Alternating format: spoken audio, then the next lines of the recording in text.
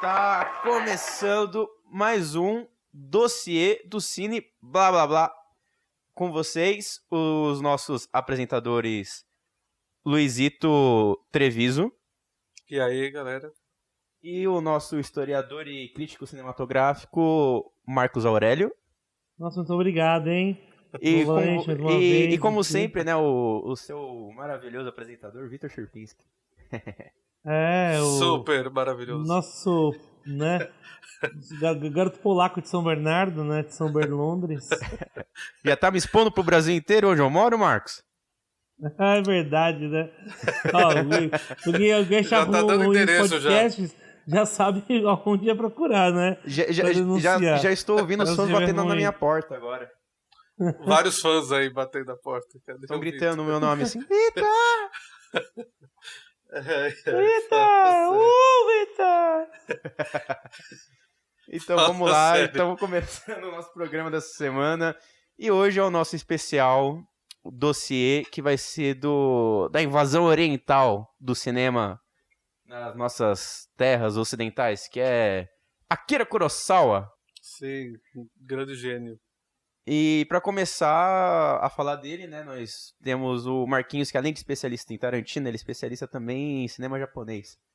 Então, Marquinhos, gosto bastante de cinema, né? Fala um pouquinho aí do Akira Kurosawa, quem foi ele, dá um resuminho da vida dele. Então, gente, o Kurosawa, na verdade, de todos os cineastas japoneses, na verdade, ele é colocado dentro de uma tríade, né? Dos melhores diretores do Japão. Entre o Kurosawa, né, ele faz parte dessa tríade. Mizoguchi, Ozu e Kurosawa, né? E os três, exatamente isso. Mizoguchi, Ozu e Kurosawa. Sim. Há quem diga que deve-se tirar, né, o Kurosawa e colocar o Naruse. Ficaria Miki Naruse, Yasujiro Ozu e Kenji Mizoguchi com uma tríade japonesa. Naruse, Kurosawa... o diretor sem estilo, né?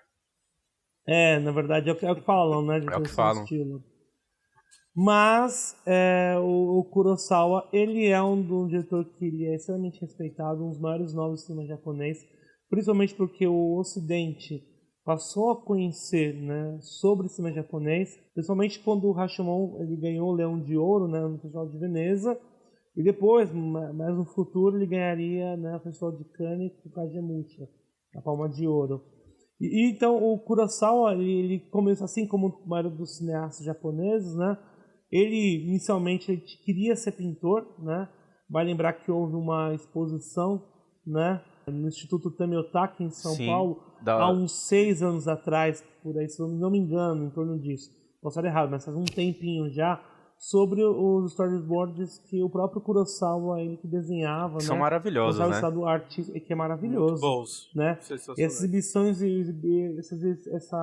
exibição, né, no Tomiotaki, conseguiu colocar diversos storyboards que o próprio Kurosawa acabou desenvolvendo, né, como pintor, porque inicialmente é o que ele queria. Depois, obviamente, ele começou a interessar pelo cinema, começou na carreira com trabalhos dentro do cinema pequenos, né, ajudando em direção de arte, no próprio storyboard. Depois virou assistente de direção. Sim, e aí, quando ele viu o primeiro trabalho dele, que foi o Sugata Sanshiro, no Brasil conhecido como a Saga do Judô, que é 1943. E a partir dali ele começou a carreira dele como cineasta. E trazendo pra gente um gênio. Trazendo diversas obras-primas, né? A gente pode dizer que é um dos maiores diretores, né, do cinema japonês e um dos maiores diretores do cinema em nível mundial, que ele fez de tudo, ele fez tanto adaptações, literatura, né, principalmente Shakespeare, né, literatura do século XVII, né, que é o próprio Shakespeare. Ele chegou a fazer filmes que tratavam, né, a sociedade japonesa, né, filmes neorrealistas, e também trabalhou com muito épicos e o gênero Shambara, que é filmes de samurai. Ele trabalhou por todos esses aspectos. Então a gente pode dizer que os filmes do Kurosawa estão inseridos em 2 estilos cinematográficos japoneses, né? Que é o Gendai-geki e o Jidaigeki. O Gendai-geki seriam filmes ambientados numa época contemporânea, né? na época ele vivia, né? São filmes que Ali falam mais do anos 50, cotidiano, 60. né? Exatamente, são cotidiano e digamos que que trata ali o século XX. Já os de Daigeki são dramas de época, então eles vão retratar um passado remoto. Então normalmente os filmes de Daigeki retratam a época do Japão feudal. E aí trabalham, ou aí varia, né, os temas, né? Desde a era Tokugawa, a era Edo e por aí vai, tá? Então, só para vocês saberem os dois gêneros que o Kurosawa trabalha, que é o que a gente vai discutir dentro da perspectiva nesse podcast. Então, com esse breve resumo já dado, né, de quem foi o Akira, né, a importância dele e os estilos que ele trabalha, eu acho melhor a gente já começar, então, né, do começo da carreira dele e desenvolvendo mais pra frente, né, pra gente tentar fazer um panorama melhor sobre toda a filmografia dele, né, sobre toda a estética dele. Primeiro que eu gostaria de falar que o Kurosawa, ele fez ao longo da carreira dele 24 filmes, né? Tem até um filme que é Depois da Chuva, que ele foi feito, né? Ele foi encerrado postumamente pelo Takashi Koizumi. E dentro dessa longa carreira do Kurosawa, a gente vai começar agora a debater sobre alguns, né, os filmes da carreira dele e tentar o máximo possível, né, premiar as obras-primas, né, que correspondem à carreira do Kurosawa. Uhum. Primeiro a gente gostaria de falar então do primeiro filme da carreira dele, que é o Sugata Sanshiro, né, que é a saga do judô. Então, esse filme ele já começou meio polêmico, né, na verdade. A censura pegou muito forte na saga do judô, né, porque considerou uma obra muito britânico demais, e eles não curtiram tanto o que o Kurosawa estava fazendo e acusaram ele de traidor naquela época. E ele teve o grande apoio do Ozu, né, nesse momento, que defendeu o filme da saga do judô para ele avançar, né. Depois o outro filme dele, em 46, foi Não Lamento Minha Juventude, que também é um filme político, na verdade. Nossa, Né, que ele fala esse filme. ele fala da coisa da escola, né, da universidade, daquela opressão toda. O Não Lamento a Juventude O fascismo. é uma história que se passa... Começa, né, durante a Guerra da Manchúria. Né, Isso, quando o Japão estava ocupando a região da Manchúria. Exato, e onde estava o fascismo japonês estava em ascensão, né? E é uma coisa que a gente consegue se identificar muito com esse filme, ainda mais no Brasil de hoje em dia, porque a perseguição que começa o filme é muito parecida, a perseguição às universidades, ao conhecimento, à ciência, é muito parecido com o que a gente está vivendo agora, né, com a era Bolsonaro. Né, que todo mundo que é oposição é comunista e o governo tem um plano, né, tem todo um aparato contra a ciência, né, porque a ciência é a principal inimiga do fascismo, né, em qualquer ponto, assim, porque ela dá dados, ela dá fatos, e o fascismo ele trabalha com fake news, né, digamos assim. Ele trabalha com o emocional das pessoas, então ele não quer que as pessoas tenham conhecimento, eles querem que as pessoas pensem do jeito que eles querem que elas pensem, né. Engraçado que esse filme é o único, eu não sei se é o único, que tem uma protagonista mulher. Eu acho que é o único filme do Kurosawa que tem uma protagonista mulher, e depois eu acho que só tem protagonista homem, né, por sinal. Ele foi meio controverso nesse momento também, de situar uma mulher como protagonista na época. Porque normalmente quem do cineasta era Mizoguchi colocava a mulher no protagonismo, né? A mulher acabava o Kurosawa, dando protagonismo e ela é protagonista nesse filme mais ou menos ainda, né? Porque por mais que a gente acompanhe mais a vida dela, a história dela gira em torno de dois homens, né? De um em específico, né? Sim. É que esse filme se passa num triângulo amoroso, né? Só que você vê que ela tem muito mais reciprocidade com o personagem que é o militante, né, que é o revolucionário da história, e tem um outro, né, uma outra personagem, né, um homem que é super apaixonado por ela, só que ele é conformado com a vida, né, ele quer sempre, ele é aquela personagem adaptável, sabe? Quando a situação muda, ele se adapta junto. A outra personagem masculina, ele é aquela que quer quebrar com os padrões da época, né? E ela fica nesse, vou casar com esse, vou casar com aquele, sendo que ela sempre teve uma preferência. Sempre que ela sempre teve uma preferência, né, pelo revolucionário, mas enfim, por questões de que ele é preso durante o filme, ele é acusado de várias coisas, ela chega a cogitar Ele o é até outro. acusado de ser um filme de esquerda, né? Se o próprio Kurosawa não já dizia se posicionar politicamente, né? Mas é o filme mais político do Kurosawa, até mesmo por conta do peso, né? Do influência do neorrealismo italiano nesse filme que a gente Sim, percebe sim. pouco. É só Sim. lembrando que a atriz que a gente está falando, a personagem principal do filme, é Setsuko Hara.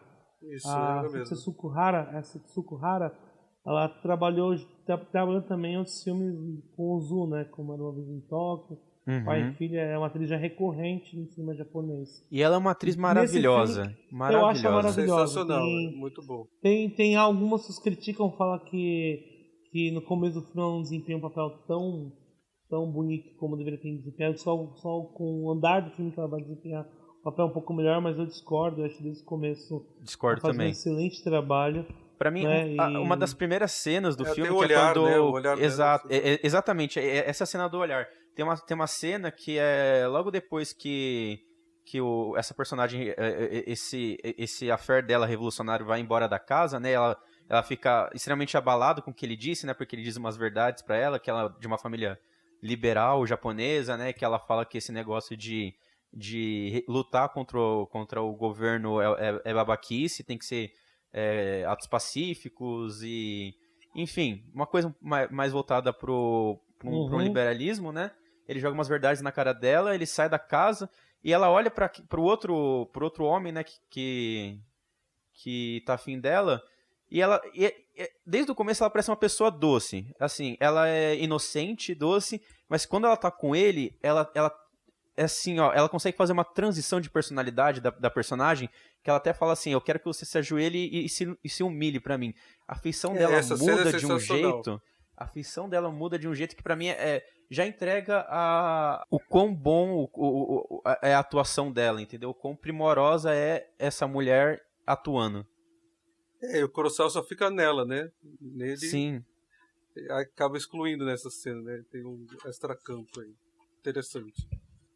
Tem um aspecto, né, de montagem mais puxado pra linha soviética dentro desse filme, né? Sim, tem influência do Eisenstein. Né? Exato, soviética. Sim. E eu vejo também um pouco de impressionismo, eu vejo umas coisas meio Renoir, assim, ainda mais quando eles estão na primeira sequência, que eles estão na floresta correndo e brincando. No campo, no jardim, passa tem... um jardim florido, não é? Então, eu vejo um pouco de impressionismo francês ali, mas, enfim, não vamos entrar nessas tecnicidades ainda, né?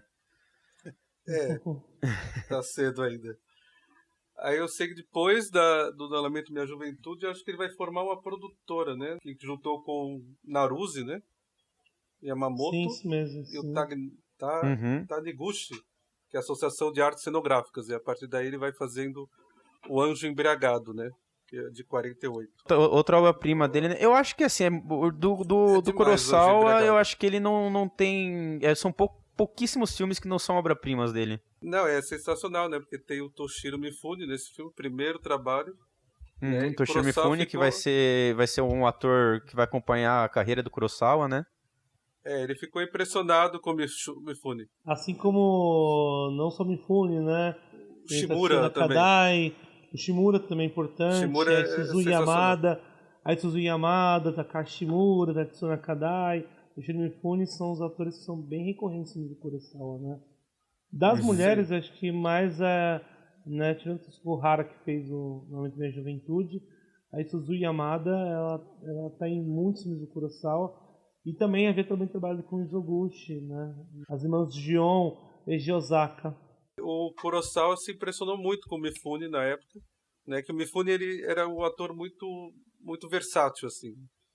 E ele ele se doava muito com o papel.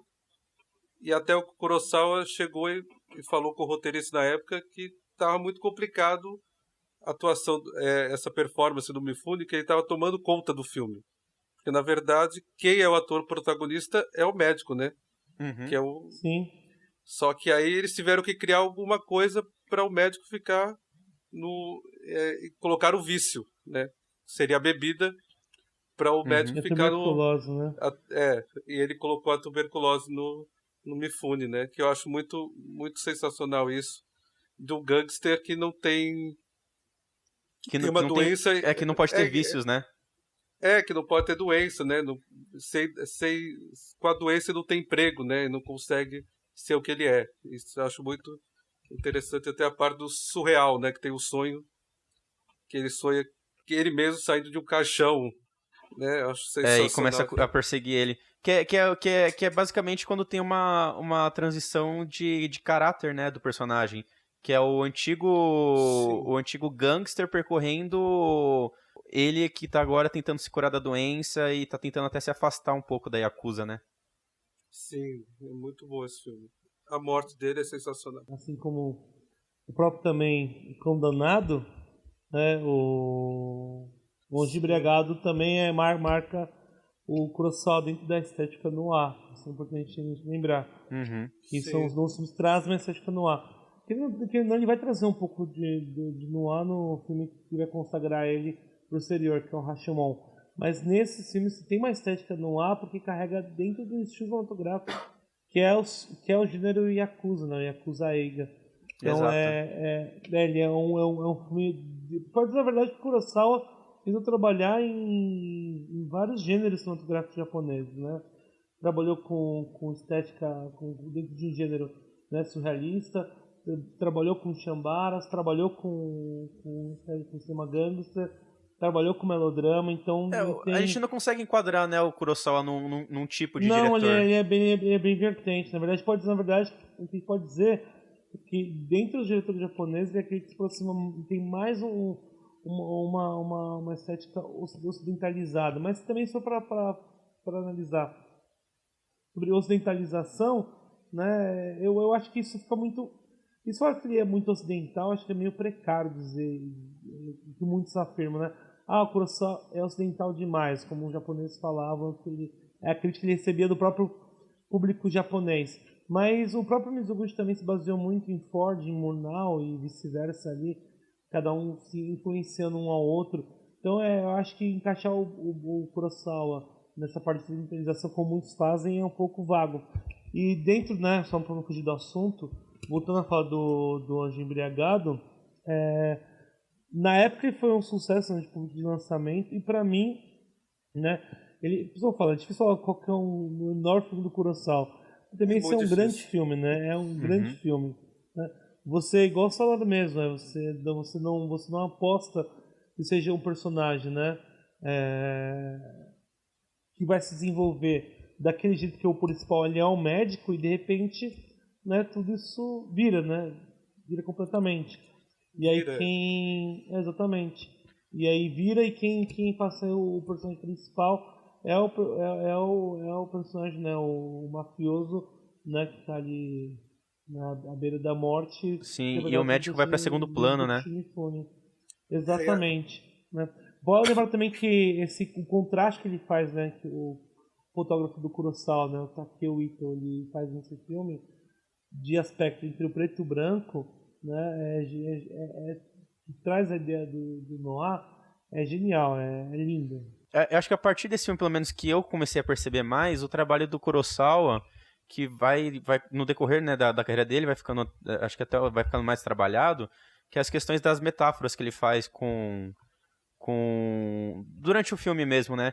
Porque no Anjo Embriagado, você vê que enquanto eles ficam falando, né, da tuberculose, do vício em álcool, tanto do médico quanto do personagem do Mifune, eles fazem uma associação com um mangue que tem lá, né, que é todo poluído, que é sujo, e ele vai trabalhando esse filme inteiro, e a gente consegue ver que esse trabalho de metáfora do Kurosawa é muito forte nos filmes posteriores dele. Sim, não, aí, sim, exatamente. aí o Cão Danado, que é de 49, né? Que ele faz uma coisa meio neorrealista. Ah, eu adoro Condonado. Nossa, Que é como eu uma gosto do coisa Condonado desse meio. filme. É meio Vitória de Sica, né? Ladrões de bicicleta, né? Porque ele também perde uma arma e vai Uhum. atrás dessa arma. Ele precisa dessa arma porque ele, sem a arma, ele não é um policial bem-vindo, né? Ele perdeu o emprego naquele momento. Eu acho esse filme sensacional. Cão Danado é um dos top 10 aí. Há um tempo atrás, falo do quanto era importante o Condonado para a filmografia do Kurosawa, porque gente tá falando de um filme, né, o Cão Danado, ele é um ano antes do Rashomon, né, e já vê o quanto que ele evoluiu do Gato Sanshiro Saga Judô para o Cão Danado. A mudança dele é muito forte. Cada vez é o crescimento, né? Aí você fala, vai chegar uma hora que você fala, vixe, não sei qual que é o melhor. Não, sim, exatamente. Exatamente. A maneira como ele trabalha, né? Que acho que essa fotografia é muito icônica. Deixa eu até colocar uma vez de fundo no meu Facebook, né? Mas é que ele tá. A maneira como ele. Com a fotografia, né? O trabalho com a chuva, né? Na parte do telefone com a chuva. Aquilo que ele faz é excelente. Como ele lida com essas questões de aspecto natural, né? É genial. Porque ele vai fazer depois a mesma coisa utilizando recursos do sol no Rashomon. Sim, e o próprio Kurosawa falou que a chuva é um elemento muito importante nos filmes dele, porque ele põe o limite e humildade. Exatamente. Esse é o momento que a chuva entra nos filmes dele. Perfeito, e até tem uma oposição, né? Porque no Anjo Embriagado você tinha um mafioso, que era o próprio Mifune. E nesse, a repetição, né, do ator do Mifune, mas faz agora como um policial, então ele inverteu o papel. Agora o cara é um investigador da polícia e tudo mais, e gira em torno, né, dele, referente à periferia lá na região de Tóquio, o crime que ele tem que desenvolver, né, desenrolar. Só para poder pontuar o ouvinte, né, nós estamos pontuando, a gente está dando uma pincelada assim, bem rápida em alguns filmes, porque... Ele tem muito filme. É muito filme, senão não vai dar... São 24 filmes da carreira, então... a gente teria que fazer um seguinte podcast, um dossiê, volume 2, porque é muita coisa. Então, que o cara tem o quê? Tem uns 20 filmes, né? 24 filmes da carreira dele, 24 né? filmes. 24, 30, sei lá, tem muito filme. A gente discutiu até agora. São filmes, na verdade, que contemplam o mundo do Gendai Gek, né? Filmes contemporâneos. E agora já é para o primeiro filme dele, né? De uma linha de Daigek. Que são os filmes de época. Exatamente, filmes de época. Filmes que laçam, né, o mundo feudal. E o dele, primeiro, é o Rashomon. Grande Rashomon. Cansei de quantas vezes eu já assisti Rashomon. Para mim, Rashomon é um filme marcante, se situar em história. Ele fala sobre um provável, né, estupro e uma certeza de um assassinato de um samurai. E esse assassinato ele é contado através de 4 perspectivas, né? A do lenhador, que está presente, né, e vem de longe acontecendo todo o crime. Da mulher, da esposa do samurai, que diz que foi estuprada, né, pelo criminoso e viu o marido sendo morto. O próprio bandido, né, que fala que assassinou o samurai. E o próprio samurai, né, incorporado por uma médium. Tudo começa quando um lenhador, né, um camponês e um padre, né, que estão na porta, né, de um templo chamado Rashomon, esperando a chuva passar. Como o Luiz já havia falado, né, anteriormente, a chuva é um elemento essencial para o filme do Kurosawa. Até porque esse filme ele é um tratado que vai falar magnificamente sobre as relações envolvendo a natureza humana. Principalmente em relação à esperança, né? A fé na humanidade, a esperança na humanidade, mesmo quando a gente pareça que tudo, né, envolva, que quando tudo existe um caos. E no final tem uma criança, né, que surge, não se sabe de onde e por quê, né? Essa criança, como o Marquinhos falou, é tipo uma esperança, né? Em Rashomon. Não sei exatamente por quê, porque assim, você vê que todo mundo... Na verdade, a ideia do filme ela é contada por flashbacks, né? O pessoal, a galera que elogia muito diretores, né? Mesmo como o Tarantino trabalha bem em flashback. É bom lembrar que o Kurosawa ele já fazia isso em 50, né? Trabalhando muito bem com flashbacks. Então você não vê... A única história que você vê que ela é linear é a história dos 3 que estão na porta, né, do templo de Rashomon esperando a chuva passar. E o lenhador e o camponês começam a contar a história, né? O camponês também começa a dizer, eu vi desse crime, e o padre junto. Os 3 juntos começam a conversar sobre o assassinato do samurai. E ali as histórias são contadas por flashback. Então você vai vendo separadamente a história, né, de um e do outro. O que é interessante nesse filme é que as histórias, elas têm falhas, todas elas. Porque é a Independente se perspectiva foi de o cada próprio um, samurai. né? Exatamente, perspectiva de cada E o um. interessante é que no final do filme é que junta, né, tudo e você vê o que realmente aconteceu. Exatamente, mas na verdade você vê ele contando, o lenhador contando. Aí você imagina, o lenhador não tem por que mentir. E aí o camponês fala, mas e o punhal que você disse que tinha encontrado lá? Onde foi parar o punhal? Aí a gente percebe que o lenhador, na verdade, ele roubou o punhal do homem morto. O que faz também a gente parar e questionar, será também que essa última história contada pelo próprio lenhador também foi Sim. verdade? Será que é uma história que é verdadeira? O que é verdade e o que não é, né? Na Exatamente. verdade da Se ele história. omitiu o punhal, você fala assim, pronto, ele está mentindo, então, ou seja, a humanidade, né, a humanidade é corrupta, a humanidade chegou ao fim. Nós não temos mais que confiar, o ser humano ele é mau, né, ele é sujo por natureza.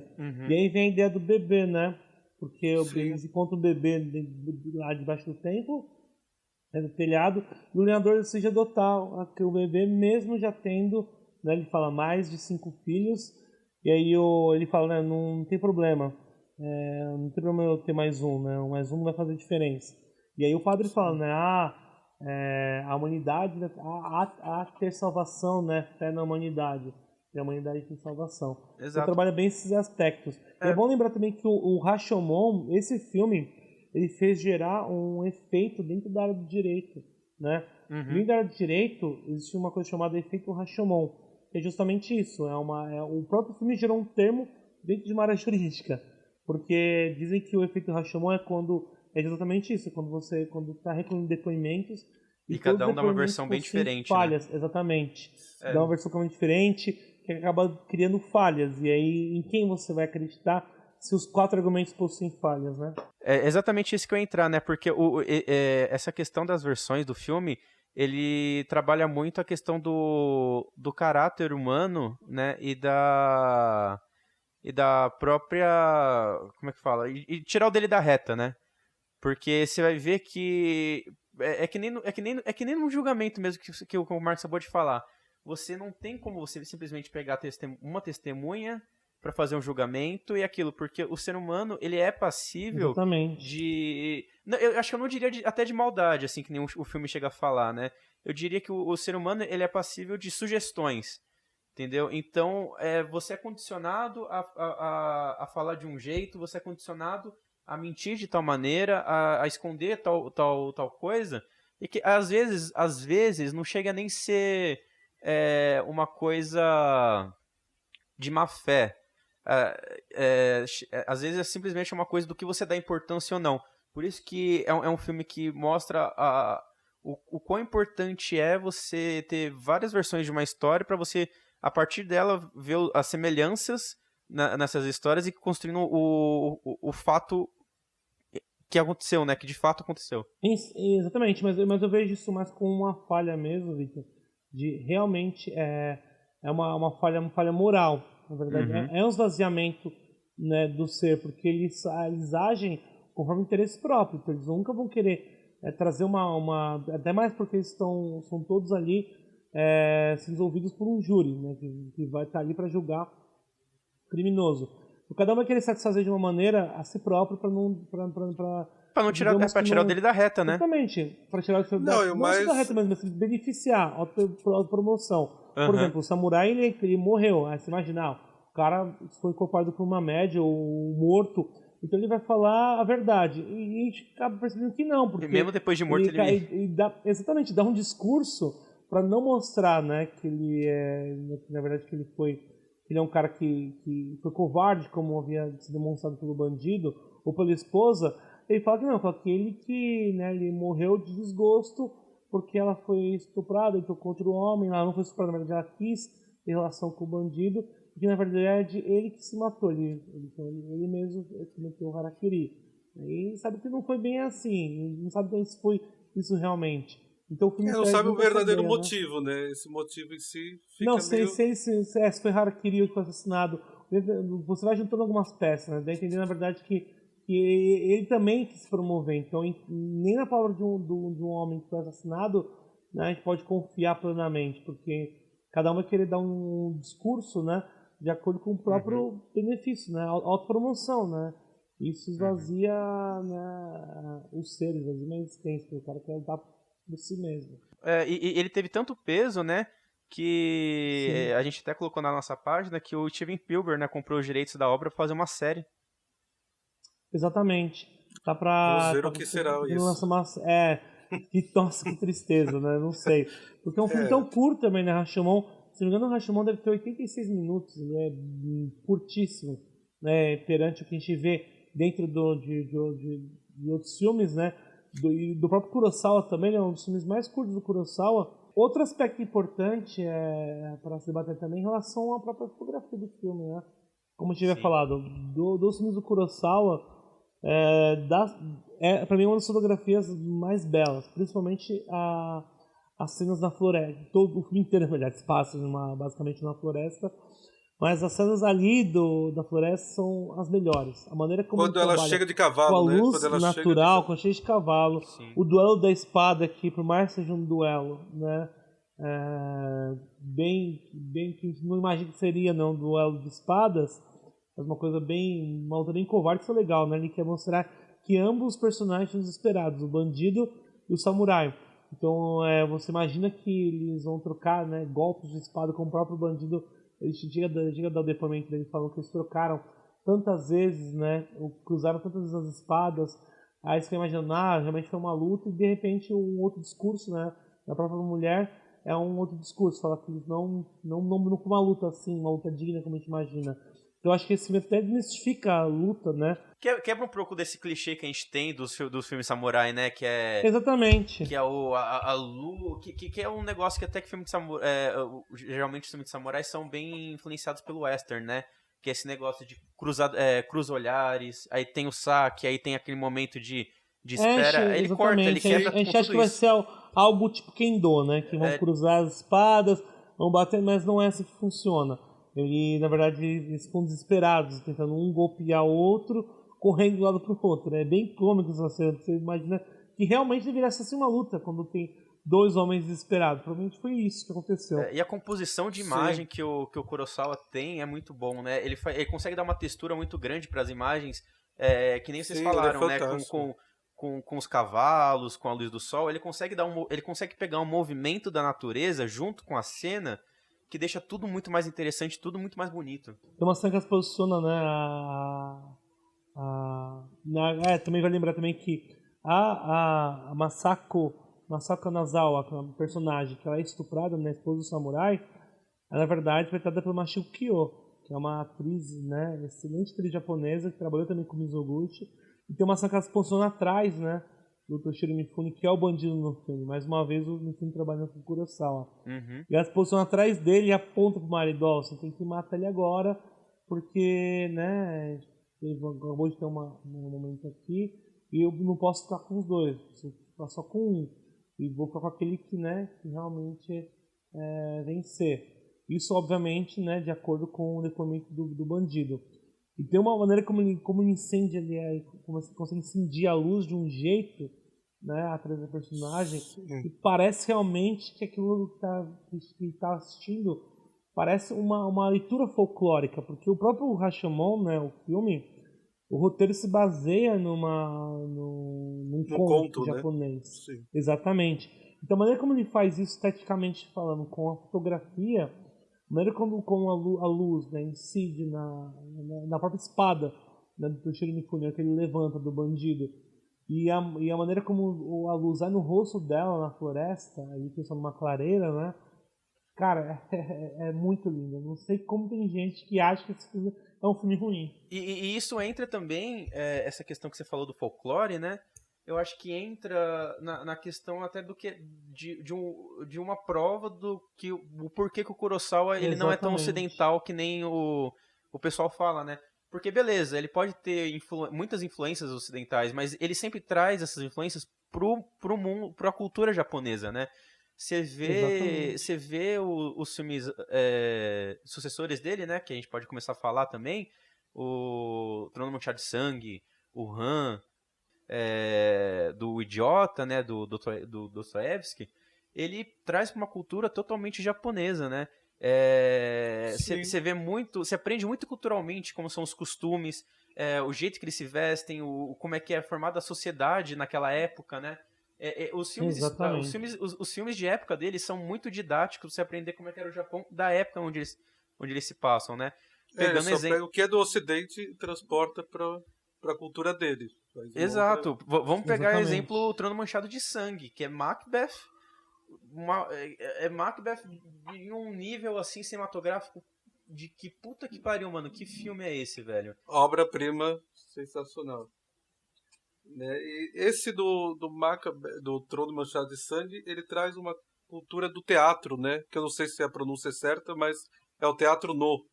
Né? Sim, Não sei se- exatamente isso, não, isso. né? Que é lá do século XII, né? Que ele faz É. uma coisa da representação meio caricata, com aqueles olhos esbugalhados, assim. E o Então tem interessante uma...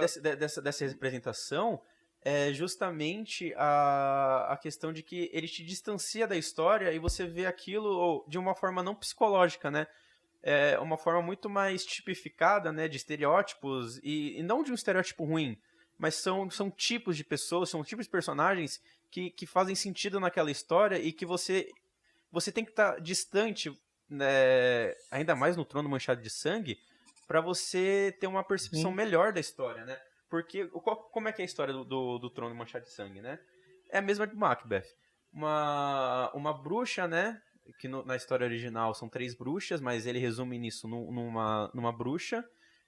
Encontra os comandantes do Senhor Feudal num bosque e ela joga uma previsão, né? Ela tem uma clarividência do futuro, onde ela fala que o comandante, que é interpretado pelo Mifune, que eu esqueci o nome dele agora, da personagem, ele vai ser o senhor do castelo, do feudo, né, da teia de aranha, e que o segundo comandante o filho dele vai se tornar o senhor também do feudo, né? Então aí ele já começa a puxar a trama, porque se não tivesse essa bruxa, né, nada disso teria acontecido, mas ela implanta essa ideia. Essa bruxa é como se fosse, tipo, colocou a sementinha do caos pra história rolar. Como ele caracteriza essa bruxa uma luminosidade, né? Toda branca, né? No meio da floresta. Essa bruxa, né? Essa personificação meio parece meio um anjo, né? Todo de branco ali, que tem o couro, né? Esse couro que ela faz. Eu acho sensacional como ele Pra retrata mim isso. a minha visão dessa bruxa é muito mais demoníaca do que angelical, assim, sabe? É um negócio muito mais fúnebre. E ela traz, assim, uma coisa que você não sabe, porque ao mesmo tempo que eles falam que é uma bruxa, parece que é um homem velho, né? Que traz esse negócio da sexualidade, né? É um ser místico que tá lá, não é um humano. E não é um humano que também se tornou tem algum potencial. Mas é uma história que eu acho que é muito boa, né? É a história clássica do Shakespeare, obviamente, e que é retratada de um jeito magnífico. Eu acho que entraria fácil, tipo, nos meus favoritos do Kurosawa. O que eu gosto muito nesse filme é o extracampo que o Kurosawa faz, porque ele não mostra em nenhum momento Sim. as situações. Né? Uhum. O assassinato não vemos. Não vemos Né? nada. Sim, Não vemos exatamente nada do que isso. acontece no filme, né? Nem o corvo, né? A gente só escuta, mas não vê. Ele faz isso muito bem, né? Na cena que É um filme anticlímax, né? É um filme que toda vez que vai ter um clímax, ele já pula o clímax, né? Vai ter o assassinato, já acontece. Não mostra o comandante matando o senhor feudal. Não mostra a mulher dele matando envenenado as outras pessoas. É muito episódico, porque ele quer se concentrar no desenrolar da história, entendeu? Ele não quer que você veja o assassinato, isso não importa na história. O que importa é a reação é a dos reação, é como a personagens. história progride, é como os acontecimentos acontecem, como aquela visão acaba se tornando realidade. E eu tenho que dar uma ressalva assim, muito importante nesse filme, que é pra atriz que faz a esposa do Mifune. Gente, desculpa a falta de nomes, é porque eu realmente, assim, eu não consigo decorar os nomes japoneses, pra mim é muito difícil. Mas essa atriz que faz a esposa dele, eu acho que é muito boa na questão de que ela mexe com a cabeça dele, né? Ela realmente, se a gente for falar que tem um vilão nessa história, eu realmente acho que é a mulher do Mifune, né, nessa história. Quem faz a esposa do Toshiro Mifune, né? É a Isuzu Yamada. Que havia também trabalhado já com... Na verdade, trabalhou com Kurosawa, né? E com Mizoguchi já. Ela que faz as Irmãs Gion. Uhum. Ela trabalhou com Mizoguchi e Irmãs Gion. E é que faz a Ligia de Osaka também. Então vale também lembrar a maneira como ele enquadra, né? E executa, né, todo o campo, né, fotográfico nesses filmes. Enquadramentos, né, por mais que não seja tão assim realistas, eles são bem eficientes e bem elegantes. Uhum. E vale lembrar também que tem para evitar alguma truncagem de câmera, né, ele sempre faz o que? Aproxima a câmera dos atores, né, para poder tipo, fazer adicionar ou não, né, alguma coisa ao corte, um objeto ou não que esteja em relação ali em cena. Então ele se aproxima do ator e faz com que seja retirado o objeto de cena para evitar que faça algum tipo de trucagem nesse filme. Sim, e a direção de arte também eu gosto muito dela, que é um negócio muito clean, né, que nem como Sim. a gente já falou, o Liz falou, né, que é um estilo de atuação teatral. Ele trata como se fosse uma peça de teatro mesmo, tudo parece um palco, você não vê... A maquiagem de figurino desse filme é excelente, né, a direção de arte a maquiagem, o figurino, você não tem quase nada no cenário, assim, não é um cenário como a gente pode ver no Lamento para Minha Juventude, Condenado, Embriagado, onde você vê uma sala cheia de coisas, assim, tem uma mesa com potes, é um negócio muito clean, que são duas pessoas sentadas num espaço vazio. Sim. Exatamente, foi o que eu falei, né? Quando avança a câmera para os atores, você vê ali que objetos são retirados Sim. e colocados em cena. Aí traz esse aspecto teatral, né? Uhum. E outra coisa que eu também gosto muito que o Kurosawa usa nesses planos é o fato dos personagens não encararem um ao outro. Né? Eu acho isso sensacional. Eu acho que ele faz isso em vários filmes. Né? Ele centraliza os três personagens num plano, mas cada um olha para pontos de vista diferentes, mas eles não se olham. Sim, eles não se encaram, né? Não tem uma eles cumplicidade. Isso é muito bom. Não tem essa conexão, né? São todos muito... Por mais que sejam até melhores amigos, né? Não tem esse vínculo, ele não cria esse vínculo pra gente, né? Ele só joga essa informação pra gente porque é o que a gente tem que saber. Sim. Uhum. E deixa eu perguntar, Marquinhos. Pode perguntar. O que você acha de Han, né? Aproveitando que a gente tá falando de Shakespeare. Pra mim, Han eu vou dizer que é um dos melhores do Kurosawa. Pra mim, tá na minha lista, né? Uhum. Os melhores filmes do Kurosawa. É baseado na peça, né, do Shakespeare, assim como, né, o Manchete de Sangue é baseado em Macbeth. O Han é baseado em O Rei Lear, né? Então, Rei Lear, exato. E assim como o Truman Chá de Sangue, ele vai subverter alguns elementos, né, do filme, aplicar novamente para um Zidagek, né, para uma época feudal, né, muda um personagem ou outro para se adequar à história, né, e ambientar o filme. Ali, o que ele faz em Han, com as cenas de guerra, o balé que ele transforma, os confrontos, né? A maneira como é a violência aplicada, as cores no filme são muito bem trabalhadas. Sim, sim. Dificilmente eu vi um filme que tivesse cores tão lindas como no filme Han. Para mim ele é um trabalho de cor espetacular.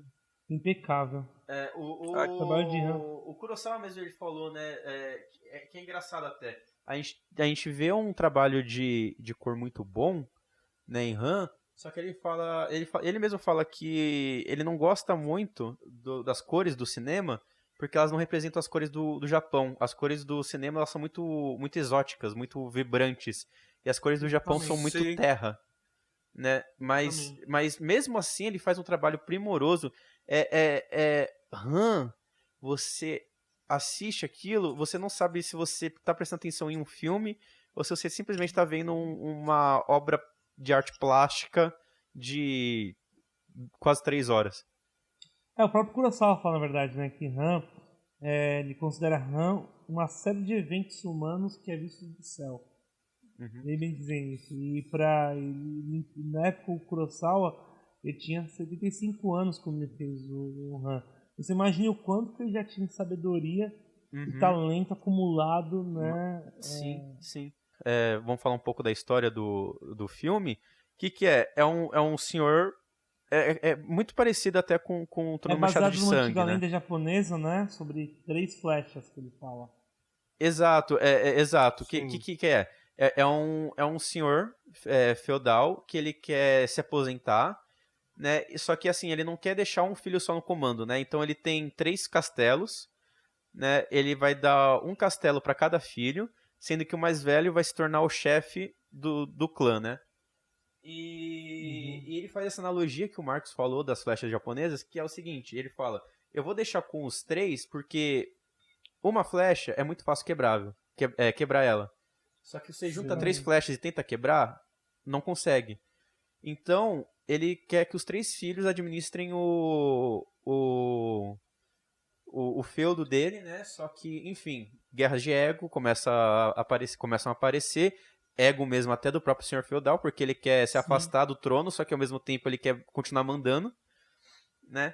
E pra mim é uma história muito mais de como esse senhor feudal, ele fez muita coisa, ele é uma pessoa ruim, né, que não gosta de deixar o poder, e como é que as ações dele refletiram na destruição da própria família dele. Exatamente. Vai lembrar que o ator, né, que faz o Lord Hidetora, que é o Lord que deixa os 3 filhos, é o Tatsuo Nakadai. Ele já havia trabalhado também com o Kurosawa em Yojimbo, que logo a gente já fala sobre esse filme. Mas vai lembrar que dos personagens, né, eu gosto muito da Lady Kaede, que é uma das noras, né, do Lord Hidetora, e tem uma cena que ela foge do palácio. Que ela casa com o Jiro, né, que é o segundo filho mais velho dele. Exatamente. Que a atriz é Mieko Harada. E tem uma cena que ela foge do palácio, e é a maneira como a cena da túnica dela, né, o trabalho sonoro que envolve nessa fuga, cara, é genial. Sim. E temos mais uma personagem feminina manipulando os homens para o benefício próprio dela, né? Porque no final do filme a gente descobre que ela manipulou todo mundo ali para fazer uma extinção da família, né, do Hidetora. O trabalho, né, de desenho de som, né, com falta de bambu é genial nesse filme. E é o mesmo trabalho que ele vai também recorrendo nos sonhos, né? Lembrando que aqui em São Paulo mesmo, umas 3 semanas atrás, um mês atrás, teve a exibição, né, de ao vivo, né, com flautas japonesas dos sonhos, né? Não sabia disso. Trabalho de Kurosawa teve apresentação com música ao vivo, né? A trilha ao vivo com flautas japonesas, né, de bambu. Genial. E para iniciar minha parte do Han, de novo, eu pego na parte dos confrontos, né, da guerra. As cenas de guerra, de batalha são maravilhosas. Por mais que tenha esse início de violência sanguinária, você tem ainda a beleza de como se fosse um balé de cores. Pra mim e a trilha sonora junto com a batalha tira tudo. Porque a gente tá acostumado o quê? Aquelas batalhas bem americanas, né? Que é grito pra todo lado, barulho de flecha, cavalo. Lá não, ele tira tudo e só tem uma música assim, majestosa, enquanto os cavalos dançam, as flechas voam. É muito lindo, né? E voltando a falar do trabalho de cor, né? Porque não é um trabalho de cor, assim, é um trabalho de cor primoroso, mas você vê também que não é um trabalho de cores complexas. Eles usam cores primárias. O azul, o amarelo, o vermelho e o branco. Cores primárias, exatamente. Exatamente. E eu acho interessante até também que na metade do filme, pro final, essas cores elas começam a dar uma escurecida. Que é justamente a partir do momento que eles encontram o irmão de uma das noras dele, né? Que ele matou a família toda, só deixou a nora e o irmão. né? E esse irmão é cego, então a gente consegue ver um trabalho de escurecimento de cor ao longo desse filme também muito bem trabalhado, da metade pro final. Sim, essa cena que você falou de guerra, né? É tudo centralizado no rei lá, né? Sim. O foco é ele, né? Então exatamente. é muito bom aquilo. E mudando um pouquinho de assunto, né, agora, falando de Han, tem um filme dele que não é uma história shakespeariana, mas poderia se encaixar numa história shakespeariana, que é o Kagemusha, né? O Kagemusha não é baseado numa peça de Shakespeare, mas é shakespeariano. Sim. O Kagemusha em português, qual que é o título dele, Marcos? A Sombra de um Samurai. A Sombra de um Samurai. Que, na verdade, ele troca, na verdade, também, mais uma vez, é o Tatsuo Nakadai, né? E no filme, na sinopse, ele consegue construir um sósia, né? Ele consegue encontrar um sósia para tomar o lugar dele, né? E seguir ordenando as guerras. É genial. Chegou a assistir, Luiz, também esse filme? Não, eu vi. Eu gostei bastante do Kamegucha. Inclusive esse filme era da época que o Kurosawa não tinha financiamento para fazer os seus filmes, né? Onde surgiu o George Lucas, que ao ver Fortaleza Escondida, e até que ele inspirou para criar o Star Wars, né? Exatamente. Surge o George Lucas e o Coppola, que como eles gostavam muito do Kurosawa na época da Nova Hollywood, resolve produzir Kamegucha, né? Na verdade, trouxe o Kurosawa de novo aos cinemas. Eles produzem o outro também anterior, né? Metade da década de 70, que é o Dersu-Uzala, né? Que é um filme que tem uma parte russa, né? E também é financiado pelo próprio George Lucas e pelo Spielberg, né? Que ajudou a levantar, e o Coppola, na verdade, né? Perdão, a imagem do Kurosawa. E o Fortaleza Escondida é bom lembrar, né? Porque se o Kurosawa inspirou, na verdade, aliás, ele foi inspirado pela literatura, né? Pelo Ocidente, ele também, assim como o cinema oriental, acabou inspirando o próprio cinema Ocidente, com o Fortaleza Escondida, né? Que acabou, como você mesmo falou, que influenciou toda a saga de Star Wars. Você vê ali que a construção, né, da aldeia dos Yukos no Retorno de Jedi, e a própria cidade de Coruscant, né? Coruscant, que aparece no Império Contra-Ataca, Nova Esperança, são também os Tatooine, são cenários que lembram muito bem a Fortaleza Escondida, assim como os dois personagens principais, né? Principais, entre aspas, os personagens secundários que levam como narradores da história, né? Uhum. Nesse filme, no Fortaleza Escondida, você tem, né, dois camponeses, e no Star Wars são dois droids, né? Então, são dois personagens secundários que são como se fossem narradores do filme, né? E aí você tem toda a ideia né? Nem falar, né? Isso não tá careca de saber, mas que os próprios Ordem Jedi, né? Os Cavaleiros Jedi são inspirados, né? Nos filmes de samurai, né? No Shambara, no Código do Bushido, então há muita semelhança. E lembrar também que fora Fortaleza Escondida, outro filme influenciado muito, né, pelo Kurosawa foi o filme do Punhado de Dólares, Sérgio Leone, que é baseado no Yojimbo. Yojimbo, isso. Exatamente. Rapidamente aqui destrinchando, né, o Yojimbo do 20, na verdade fala sobre um mercenário, na verdade é o Sanjuro, o nome do personagem, né? Uhum. Ele aparece numa aldeia, ele é um itinerante, né? Um andarilho, e ao cruzar para uma aldeia ele percebe que há duas facções, né? Dois grupos que disputam ali o comércio local da cidade, né?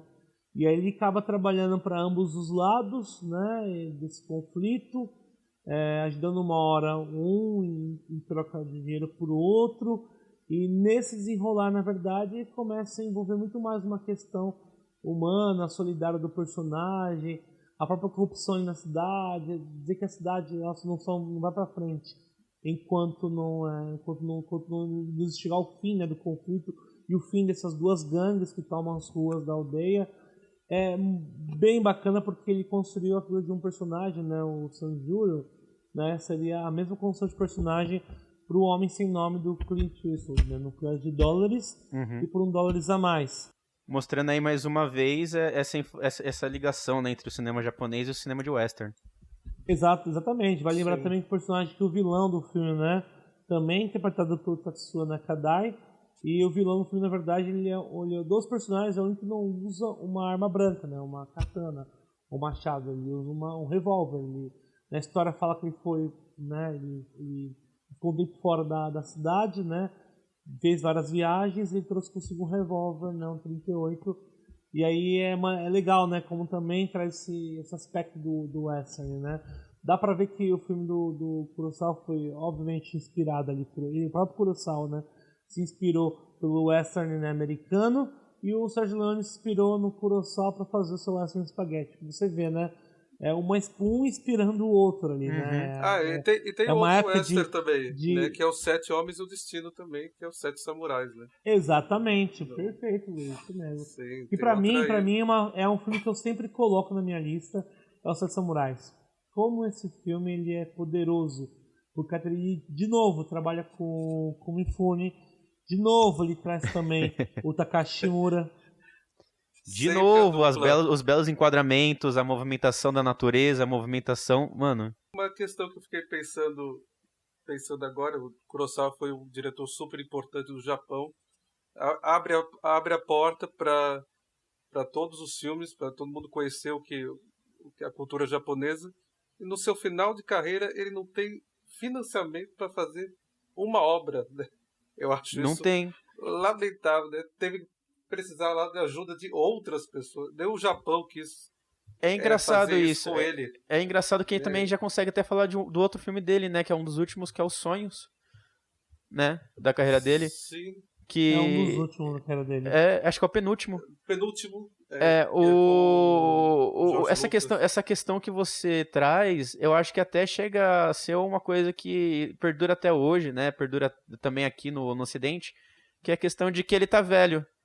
Questão que ele tá velho, e as pessoas tendem a descartar pessoas velhas, independente da importância deles, né?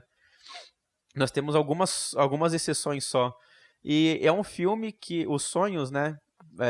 Já pegando essa questão financeira dele, o que acontece? Os Sonhos é um filme que ele sempre quis produzir. Ele desenvolveu esse filme ao longo de alguns anos, né? E quando chegou no dia, né, dele fazer, não conseguiu. E o que aconteceu? A turminha de ouro, né, da classe de ouro dos Estados Unidos, que é o George Lucas, Coppola, Scorsese, Spielberg, foram lá e estenderam a mão para ele, porque o Kurosawa é uma referência gigantesca para eles, né? E eles fizeram com que o sonho acontecesse, né? Literalmente. Scorsese está no sonho também. O Scorsese, ele atua Faz o como Van Gogh. Vincent Van Gogh, exato. E o que é Os Sonhos, né? Os Sonhos é um filme de episódios, né? De pequenos curtas não, né? De curtas e médias metragens inspirados nos próprios sonhos do diretor, né? Ele fez um trabalho de storyboard muito bom ao decorrer dos anos para fazer esse filme. E quando ele conseguiu finalmente fazer, o Kurosawa estava com a visão dele muito debilitada, né? Então o fotógrafo dele, o cameraman e a produção se basearam muito nos storyboards dele, voltando a falar da veia artística, né? Porque graças a esses storyboards que ele fez do filme, eles conseguiram criar uma obra-prima também do jeito que o Akira queria, esteticamente. É um filme assim que trata a cultura japonesa de um jeito muito muito delicado, muito carinhoso. É uma homenagem. É bem Sim, é um tecnológico, né? poético, né? Eu acho De bem caráter, diferente. sim, né? ele tem um caráter bem essencial do filme do Kurosawa. Exato. Pessoal, né? Eu tenho Uma coisa bem pessoal dele, bem Muito essencial mesmo. Ele carrega, como você falou, né? Ele trabalha nos curtas e trabalha vários temas que para ele são muito fortes, né? Principalmente ele trabalha um dos sonhos, ele trabalha a ideia da questão da morte, né? A ideia da questão da morte, a questão do próprio uma crítica também, a própria bomba atômica, né? Que foi no Japão. Ele tem dois episódios falando de bomba, da bomba atômica, né? Que é o Monte Sim, Fuji fica exatamente. vermelho e Isso. os demônios também choram, né? Acho que isso mesmo, demônios também Sim. choram. Eu É o particularmente sétimo sonho. gosto É o muito. sexto e sétimo sonho, né? Eu gosto Não Tem muito o dos túnel dois que é da primeiros. morte, né? Oi? Eu gosto bastante do da morte, do túnel. Ele não fala não só da Sim, questão da morte, sim, que eu acho que o quarto sonho não é só da morte que ele fala, mas também da da maneira como guerra. a guerra, né? Ela traz a ideia de devastação. Sim. Eu gosto muito dos dois primeiros curtas desse filme, me pegaram muito, muito pessoalmente. Que é o primeiro que é das raposas, né? Que novamente trazendo a chuva, né? Que é uma história que é basicamente assim: tá na época de reprodução das raposas e a criança vai pra Uhum. floresta procurar ver como é que é, né? E o que ele faz? Ele veste pessoas, né, culturalmente, né, da maneira do Japão, é, vestidas de raposa, né? Eles fazem uma dança linda, linda, super delicada, entendeu? E uma das coisas que é da história é se as raposas te veem quando quando elas estão acasalando, elas ficam extremamente raivosas. E as raposas veem esse menino e ele é obrigado a se matar, basicamente. As raposas fazem ele se matar. Né? É um curta muito sensível, muito lindo, junto com o curta do Pêssego também, onde tem toda a questão cultural do Japão que se está perdendo, né? Das festas, dos ritos aos deuses, né? Eu acho que Sim. esse filme, esteticamente, pra mim, Uhum. esse filme em si, pra mim, é o que mais me pegou, assim. Eu acho que é o meu favorito dele. Não estou falando que é o melhor filme dele, mas pra mim é o meu favorito, Ah, não, porque como favorito, né? Sim. porque ele trata uma poética estética nesse filme e de dança e de cultura japonesa que me emocionou assim várias vezes. E o curta do Vincent Só Van lembrar Gogh. que sim, que do Van Gogh que é, como eu ia falar, excelente, né? Como ele trabalha, Uhum, né? A ideia Essa do questão trigal de da. corvos, né? Trigal de corvos é sim. excelente. A maneira como ele trabalha.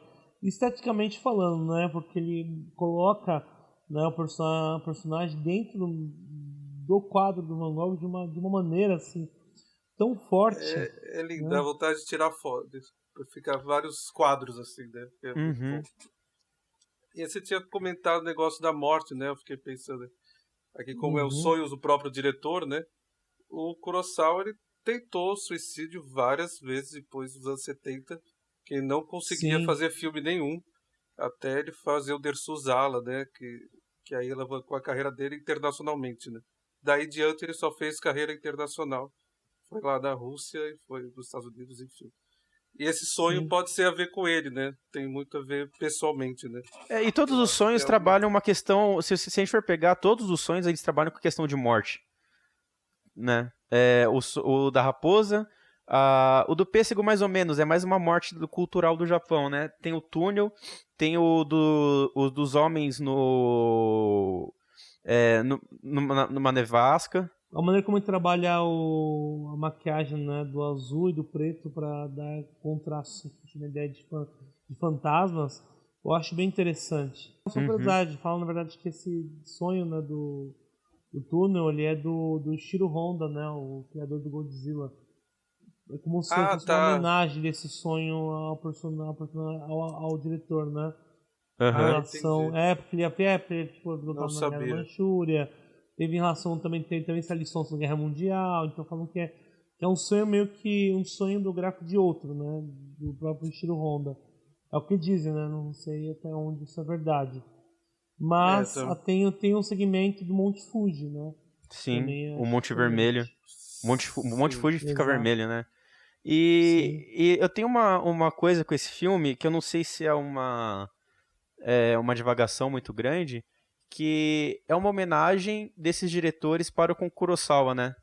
Que nem eu falei, eles Uhum. ajudaram ele a fazer esse filme porque ele era muito importante para a vida dele, né? Então como ele marcou muito, influenciou muito esses diretores, eles ajudaram ele eu acho que é uma maneira muito linda, assim, sabe? Porque é um filme totalmente pessoal do Kurosawa, eles ajudaram ele a alavancar esse filme, né? E, cara, eu sei lá, mano, sou apaixonado por esse filme. Sou apaixonado por esse Não, eu filme. também gosto bastante de sonhos, né? E aí ele, como eu já havia falado, né? Tá indo pra derradeira pra encerrar, na verdade, a carreira dele, né? dentro do cinema, porque depois desse ele faz o episódio em agosto e Madadaio, né? Uhum. Só uma curiosidade, só uma curiosidade dos sonhos. No segundo curta, que é o dos pêssegos, eu não sei se chegaram a perceber, a maquiagem dos deuses é a mesma maquiagem da Padmé, quando nos primeiros filmes do Star Wars, quando ela é senadora. Sim, Ameaça Fantasma, exatamente. É a Bem mesma parecida. maquiagem, é a mesma maquiagem. Você vê Sim. claramente a referência do George Lucas com a Akira. Que ele é Exatamente. apaixonado pela Akira, né? Sensacional. E poderia ser o último filme, né? Com o Testamento, né? Ele encerraria a carreira boa, né? Se Exatamente, acabasse seria com sonhos. chave de ouro. Né? Mas eu não vi os outros dois. Eu não vi Rapisódio de Agosto, então não Então, o posso Rapisódio de falar. Agosto, sim, rapidamente. Se é bom ou não. O Rapisódio de Agosto ele é bacana, bem sensorial, porque fala da história de uma senhora, né, que ela conta a história, e a maneira como ela recebe, né, no Japão, o sobrinho dela, né, que é americano. No caso, no filme, é o Richard Gere, né, o personagem interpretado pelo Richard Gere, que ele vem visitar ela. Então todo o filme dessa relação mostra, né, tipo, de uma relação de uma senhora lá, dentro de uma tradição japonesa, e o sobrinho que é americano. Então essa ideia, tipo, de trazer, né, interligar um tempo entre uma mulher que tá, uma senhora, né, que tem toda a mentalidade frustrada por causa da Segunda Guerra Mundial, uma mentalidade anti-americana, e um sobrinho, na verdade, que é estadunidense e vem visitar ela.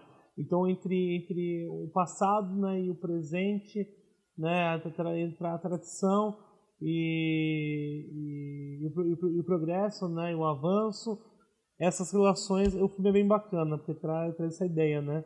E você fica imaginando, né, porque ela tem aquele sentimento de tristeza ainda, de angústia por conta da Segunda Guerra Mundial, do que aconteceu na guerra, né? E ver ali o sobrinho dela americano, e a maneira como ele se relaciona é bem interessante. E no Madadaio, o último filme da carreira dele, é meio que parece que um retrato do próprio Kurosawa. Porque ele fala, na verdade, de um professor, né? Eu já vi faz muito tempo, não lembro. Então, fala sobre um professor, na verdade, né? Que ele tá ali para ensinar o pessoal. E aí, quando as pessoas falam para ele, né? Perguntam para ele tá tudo pronto, né? Ele fala, ainda não, é a palavra Madadaio. Mas também é uma coisa bem... dos filmes de Kurosawa, um dos mais fracos, também não sou muito fã do Madadaio. Mas é bonito, porque ele parece uma coisa bem pessoal, né? O filme ainda não. Uhum. Dá a entender que... A gente consegue ver que esse final de carreira dele é uma coisa muito, muito pessoal, né? Muito pessoal. Esse Madadaio parece que ele tá querendo dizer assim, fala sobre ele, né? Ainda não. Sei o que é a própria... Ele ainda não tá pronto para encerrar a carreira como cineasta. Ainda não, porque ele ainda quer ver bastante para dirigir os seus filmes. Não dá para entender direito, né? O que significa isso, mas que passa pra gente é uma coisa bem pessoal do diretor. Isso que é interessante. Quando eu vi Rapisódio de Agosto, só o nome e a capa, vi Richard Gere, mas não sabia que era Kurosawa. Deixei ele de canto, nunca vi esse filme. Depois que fui descobrir que era do Akira Kurosawa, eu não sabia. Esse final de carreira dele, Estados Unidos tá em peso, né? Porque Japão abandonou ele, né? E os Estados Unidos acolheu ele como forma de agradecimento por tudo que ele fez. De 80 pra frente foi tudo internacional. Não, de 75 pra frente. Tudo foi porque na verdade no internacional. cinema japonês, uma explicação assim. Nos anos 80 começou muita ideia do Pinkueiga, né? E do pornô romano, né? Então esse os anos 80, ele é mais esse aspecto do cinema pornográfico, né? O soft, né? Soft pornô. Então não tem... Aí o cinema do japonês dá uma decaída nos anos 80. E no começo dos anos 90 o cinema de horror. Essa daqui é uma pincelada que a gente fez, né? Do Akira Kurosawa. A gente tem noção de que a gente deixou filmes de fora, filmes muito bons mesmo. Não só disso, também como debates também de fora importantíssimos, né? Exato, mas é aquela coisa, se a gente porque infelizmente não dá pra falar de tudo, né? Porque se a gente fosse falar de muita coisa, a gente fazia um programa de umas 3-4 horas. Exatamente, pra Sim. mais ainda, né? Pra mais, Se for analisar cada um. Mas como a gente fez um programa, né, leve, sucinto, eu queria saber dos dois lindões aí, quais que são os top 5 de cada um. Começando por você, Luizinho. Comigo? Vamos tentar aqui, que é muito difícil, tá? Tenta. Eu sei, Luiz, é muito difícil fazer top 5 do Kurosawa. É sacanagem. 10 eu já acho sacanagem, imagine 5. Mas vai. Tenta fazer um de acordo com o seu gosto, assim, né? Primeiro vai Viver. Viver é sensacional. Viver é importante. Aquela atuação do Shimura é inesquecível. Segundo é O Céu e o Inferno. Terceiro, O Homem Mau que Dorme Bem, Rashomon. E O Trono Manchado de Sangue. Vai. Em primeiro lugar, eu colocaria Sete Samurais. Em segundo, eu colocaria Han. Em terceiro, Rashomon. Em quarto, Não Lamento Minha Juventude. E em quinto, vocês me pegaram, viu? Caraca. Você foi totalmente diferente dos meus. E o quinto eu vou top colocar 10 aí. O quinto eu vou colocar Yojimbo. Eu gosto bastante de Yojimbo. Adoro Yojimbo. São meus 5 filmes. Difícil, mas eu fiz aí. Pode ser que mude amanhã, porque acho que mudaria, mas por enquanto... Se juntar o meu e o seu, já tem o top 10 aí, ó. Que foi totalmente diferente, o seu com o meu. Eu acho que o meu top 5, por gosto, assim, por afinidade, o primeiro lugar é Sonhos, que eu achei esse filme lindo. Em segundo lugar, eu colocaria Trono Manchado de Sangue. Em terceiro, eu colocaria Han. Em quarto, Não Lamento Minha Juventude. E em quinto, eu colocaria Anjo Embriagado. Bom.